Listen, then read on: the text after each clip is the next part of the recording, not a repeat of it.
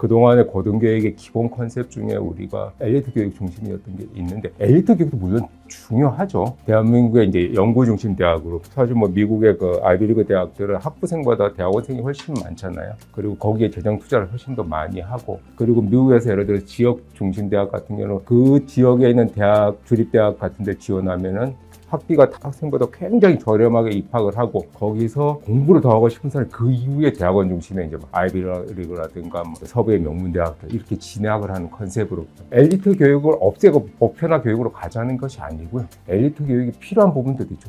그래야 기초과학도 있어야 되고, 공학 부분의 향후의 발전, 미래 교육들도 필요한 거니까, 국가가 유지되려면 그런 것도 있지만, 일반적으로 필요한 보편적인 교육들, 그것은 성인학습자들도 여전히 학습 요구가 많고 계속 세상이 빨리 들어가니까 4년, 2년 이렇게 긴 세월 동안 교육받기 너무 힘들다. 필요한 교육을 짧게 6개월이든 뭐 3개월이든 뭐 1년이든 모듈식으로 하고, A라는 모듈을 짧게 교육을 받고 다시 사회 들어와서 하다가 또 B라는 교육을 이수를 했다. 그럼 그 모듈들을 합쳐서 융복합으로 또 다른 전공도 받을 수 있고, 폐쇄적이 아닌 융합형, 혼합형 교육들에 이제 포커싱을 두자. 이 컨셉들이 기본 방향이고 개념이라고 말씀드릴 수도 있겠습니다. 단선형이라는 표현과 폐쇄적이라는 표현 속에는 이제 다른 의미로 우리가 최근에 이제 나노 디그리, 마이크로 디그리라는 표현들도 이제 많이 쓰고 있는데, 그것이 필요한 교육들을 짧게 하나의 교육이 모듈이 되는 거죠. 꼭 필요한 것들 받고 다시 이제 일터에 갔다가 필요하면 다시 또 교육 받으러 오고, 그 교육들은 이력 관리 시스템을 통해서 계속 관리를 해주고, 국가가 하는 역할은 그 교육에 어떤 커리큘럼들이 있다, 그리고 이런 제도들이 있다는 거 국민들에게 알려주고, 국민들은 필요하면 언제든지 학습을 하고 일자리로 갔다가 이제 다시 또 뭐 필요하면 학업을 하고, 이런 것들을 국가가 제도적으로 제공해주고, 그것을 또 단순한 기술 배우는 게 아니고 기술 플러스 이제 그런 학위나 자격과도 연동시키고 싶어 하시는 분들이 계실 거잖아요. 그럴 경우는 국가가 다 그것도 이력 관리를 해주겠다는 거죠.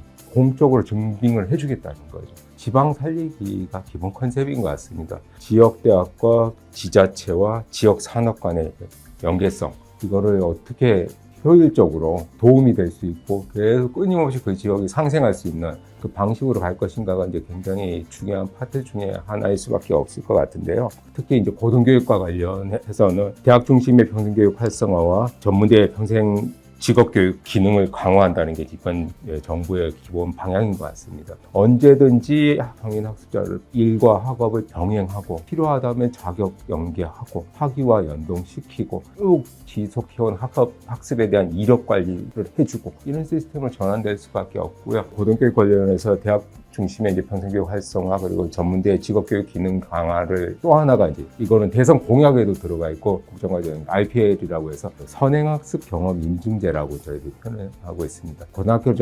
졸업장이 있고, 대학에 들어가면 학점 몇 점 따고, 뭐 1학년 마치면 몇 학점으로 대학 졸업장 딱 받으면은 그다음에 대학 졸업, 이게 아니고, 사회생활하면서 비형식 교육도 있고 무형식 교육도 있고 형식 교육도 물론 있지만 그 다양한 경험들을 하잖아요.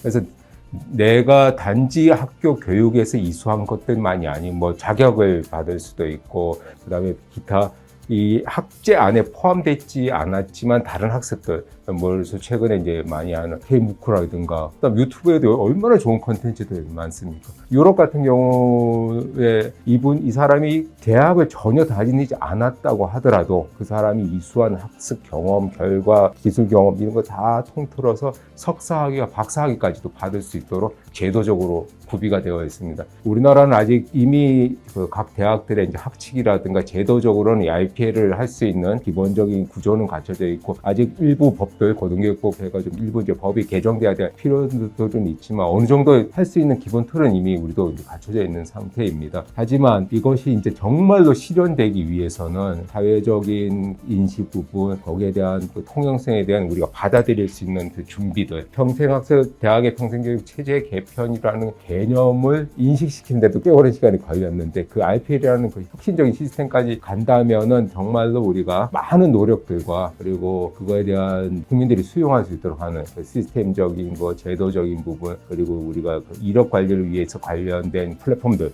여러 가지들이 이제 필요한 그 전제 조건들이 있지 않습니까? 그 부분에 대한 이제 준비들도 지금은 천천히 좀 시작하고 있고요. 국가평생교육진흥원은 이제 그거 이제 컨트롤 타워 역할을 좀 하려고 저희들 내부적으로 그런 여러 가지 고민들을 하고 IPL이 본격 구동되었을 때 바로 구현할 수는 없으니까 단계별로 무엇을 준비하고 어떤 제도를 바꾸고 법을 바꾸고 이것들을 할 것인가 지속적인 연구를 하면서 논의를 하고 시스템화하는 작업들을 지금 현재 또 준비를 하고 있습니다.